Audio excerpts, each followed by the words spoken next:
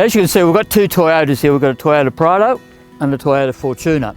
Now, you're probably thinking, why are we doing two Toyotas? Well, a lot of people contact us and say, I'm looking to buy a mid-size wagon. Toyota sells two different vehicles in the same market. Why do they do that? I mean, no other car company does that. So what we're going to try to find out today is which of these two Toyotas are the best. They're both 7-seat four-wheel drive wagons. They both have got, well, effectively the same engine. There's a little technical difference. Same gearbox. We're going to take them for a run, take them off-road, on-road, and see which of these two Toyotas is the best in this class. This is the Toyota Fortuner. It's based on the Hilux. Back in the 90s, Toyota had a four-wheel drive wagon based on the Hilux. It's called a 4Runner, but for this generation they decided to change the name. Also, it's based on a Hilux. It's essentially, you take a Hilux, take the ute body off, put a wagon body on, change the rear leaf springs for coil springs, shorten the wheelbase a bit, and you're done. I mean, the powertrains Hilux, part-on full drive, 2.8 litre 4-cylinder diesel, 6-speed automatic or optional 6-speed manual. The sort of benefit there is that the Hilux is sort of a nice tough thing, so all that toughness sort of comes through into this car. It doesn't ride all that smoothly, but it's not bad. It's not as smooth as the Prado, but you wouldn't say it's a rough riding car at all. A little bit smaller inside than the Prado. Does everything well. Not quite as good off-road as the Prado, but still it's a cheaper car. So I mean, you get what you pay for. So if you want to pay a bit less and get most of what you get in the Prado, you've got this car as an option.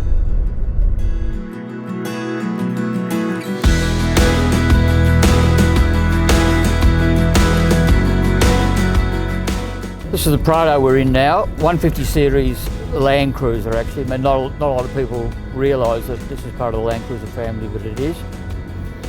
2.8 litre 4-cylinder diesel, 130 kilowatts, 450 newton metres, 6-speed automatic. All that powertrain was added a couple of years back, replaced the previous 3-litre engine.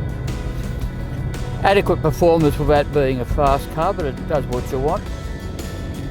On-road handling, it's very soft riding and it's a fair bit of body roll. With the GXL, which is this car on mid-spec, you can't get KDSS suspension, which makes for tidier on-road handling. But as I said, it does ride very well. Full-time four-wheel drive, which is a nice bonus. It's something that the Fortuner, the other car we've got here, hasn't got. Makes it a lot easier and better to use on varying surfaces if you're going like we are here onto bitumen, wet, dirt, whatever. It's always in full-time four-wheel drive. You don't have to worry about putting it in four-wheel drive. This is a good all-round car. I mean, it does everything you want, quiet, comfortable, well-built. Very hard to criticise. Even though you might say it's not the most exciting thing on the road, it does everything you want it to do. Okay, we've had a fair drive of these two cars today. We've had them off-road, on-road, had bodies in the back, third row, even put a 6-foot bloke in the third row of both to see how they went. Between the two, look, they're very similar to drive. They've both got the same engine, or very similar engine, same gearbox. They're both quiet, they're both refined, they both have got that Toyota feel. This one here, the Fortuner, feels smaller, more agile, and it's a little bit nippier too, probably because it's a bit lighter, but that's probably about where it ends.